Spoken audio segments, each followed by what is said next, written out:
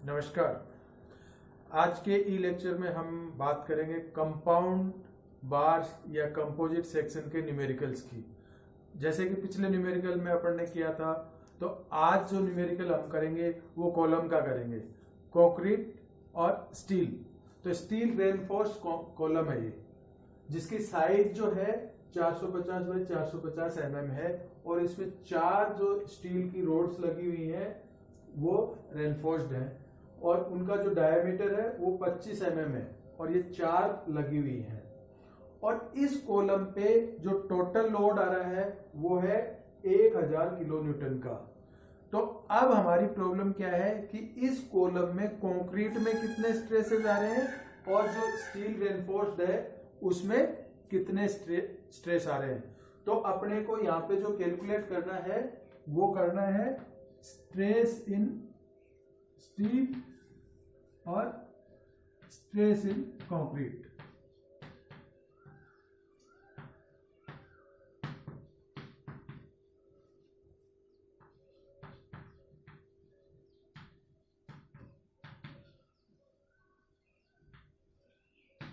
ये अपने को कैलकुलेट करना है। तो सबसे पहले अपने इक्विलिब्रियम कंडीशन लेते हैं इसकी। स्टैटिकली इक्विलिब्रियम कंडीशन लेंगे तो जो भी लोड है वो शेयर किया जाएगा कंक्रीट और स्टील से। तो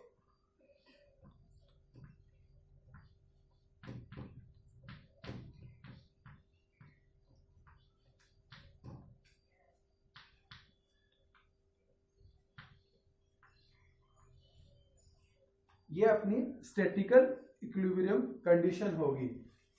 stress into area cross sectional area equals to load. तो ये लोड शेयर बाय स्टील और ये लोड शेयर बाय कंक्रीट। दूसरा, अब हम एरिया कैलकुलेट करते हैं कि स्टील का एरिया कितना है और कंक्रीट का एरिया कितना है। तो सबसे पहले देखते हैं अपने एरिया ऑफ कॉलम कितना है। कॉलम की साइज क्या है 450 बाई 450। तो टोटल जो कॉलम का एरिया है वो है 202500 mm²। ये तो हो गया टोटल कॉलम का एरिया। और टोटल जो स्टील का एरिया है वो हो जाएगा AS इक्वल्स टू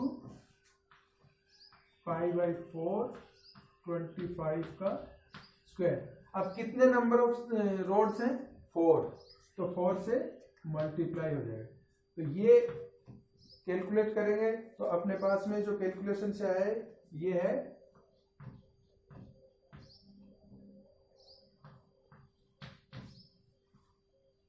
तो एरिया ऑफ स्टील अपने पास में कितना आ गया 1963.5 mm²। इसी प्रकार एरिया ऑफ कंक्रीट क्या हो जाएगा इक्वल्स टू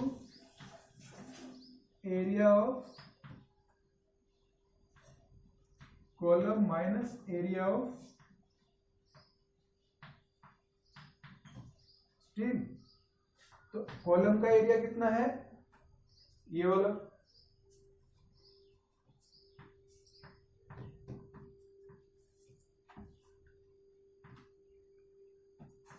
और स्टील का कितना है, इन दोनों का डिफरेंस एरिया ऑफ कंक्रीट हो जाएगा। तो ये डिफरेंस कितना है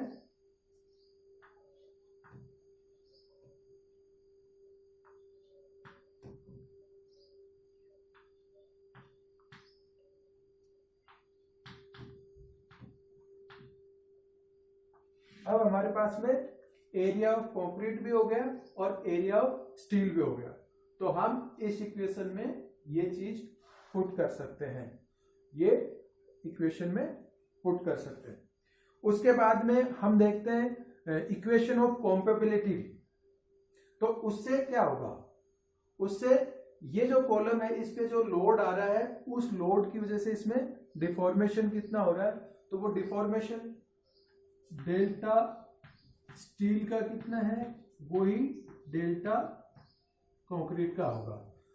तो कंक्रीट और स्टील का जो डिफॉर्मेशन है वो सेम है, और हुक्स लॉ से अपने जानते हैं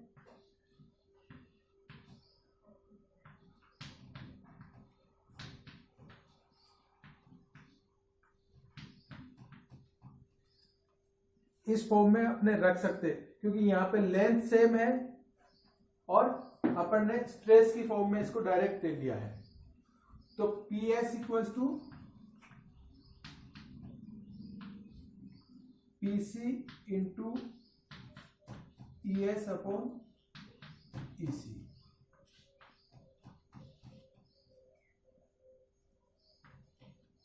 अब इस इक्वेशन में हम ये जो मॉडुलस ऑफ इलास्टिसिटी है उसकी वैल्यू पुट करेंगे, जो अपने को यहाँ पे गिवन है।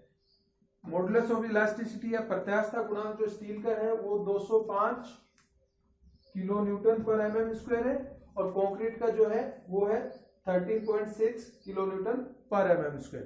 तो ये वैल्यू अपने यहाँ पे पुट करेंगे।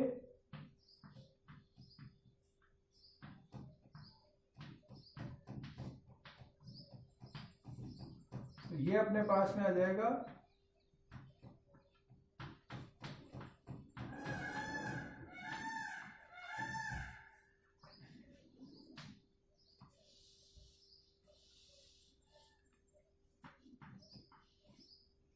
तो जो स्टील में स्ट्रेसेस हैं वो कंक्रीट में जो स्ट्रेसेस है उससे 15.074 टाइम्स ज्यादा है। तो ये वैल्यू अब हम इसमें पुट करेंगे। तो कोरस्पॉन्डिंग वैल्यू इनकी जो एरिया और स्ट्रेस की जो वैल्यू है वो इक्वेशन 1 में पुट करते हैं। तो अपने पास में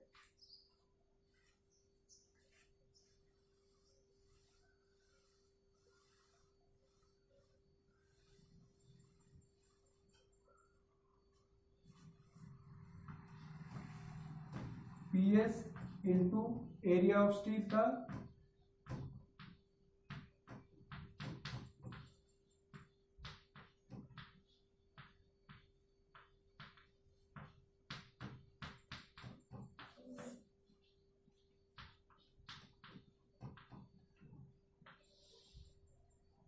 ये। अब इक्वेशन 3 से PS की वैल्यू इक्वेशन इसमें रख देंगे। तो PS की वैल्यू रखेंगे PC इंटू 15.074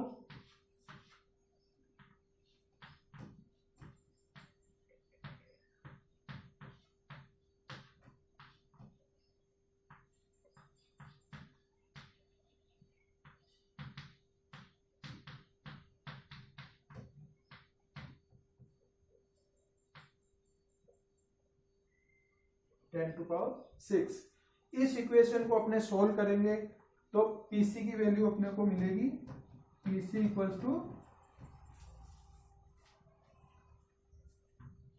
4.345 न्यूटन पर mm स्क्वायर। अब जब PC की वैल्यू अपने पास में आ गई तो PS की वैल्यू क्या हो जाएगी? PS equals to 15.074 into 4.345 equals to 65.501 newton पर mm स्क्वायर। तो यहां पे अपने को स्टील में स्ट्रेस और कंक्रीट में स्ट्रेस की वैल्यू अपने को मिल गई। तो अपना जो कॉलम है वो 1000 किलो न्यूटन का जब इस पे लोड लगेगा तो इसमें जो रेनफोर्स्ड स्टील है या स्टील रोड्स हैं उनमें जो स्ट्रेसेस आएंगे वो आएंगे 65.501 न्यूटन पर mm स्क्वायर, और जो कंक्रीट है उसमें जो स्ट्रेसेस आएंगे वो आएंगे 4.345 न्यूटन पर mm स्क्वायर। तो इस तरह से हम जो कंपोजिट सेक्शंस हैं उनमें इंडिविजुअल मटेरियल में स्ट्रेसेस कितने आएंगे वो कैलकुलेट कर सकते हैं, और इंडिविजुअल मटेरियल कितना लोड बियर करेगा या शेयर करेगा वो भी अपने कैलकुलेट कर सकते हैं, और इससे अपने इसकी परफॉर्मेंस भी चेक कर सकते हैं कि कहीं कोई इंडिविजुअल मटेरियल फेल तो नहीं हो रहा। अगर इंडिविजुअल मटेरियल में स्ट्रेसेस उसकी लिमिट से बियॉन्ड चले जाते हैं तो वो मटेरियल फेल हो जाएगा। तो अपने ये सारी कैलकुलेशन करके अपने इसको क्रॉस चेक कर सकते हैं। अगली क्लास में हम फिर मिलेंगे नई प्रॉब्लम के साथ में। Thank you. कितने मिनट का हुआ है? 10 मिनट।